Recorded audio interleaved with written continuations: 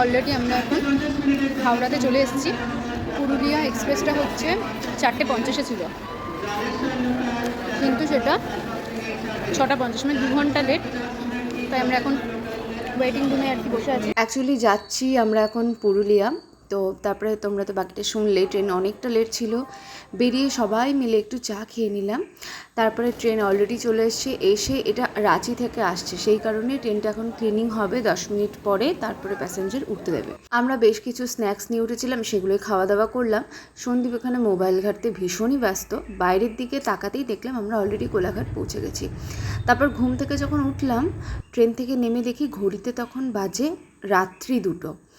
রাত্রি 2টোর সময় ওদের বাড়িতে গেলাম আর কি। কী কারণে গেলাম সেগুলো তো আশা করি পরের ভিডিওতে তোমরা দেখতেই পাবে। স্টেশনে নেমে বেশ আমার ইচ্ছে করছিল একটু চা খাই, তাই চা আর বিস্কুট খেলাম। পরের ভিডিওতে দেখা হচ্ছে, টাটা।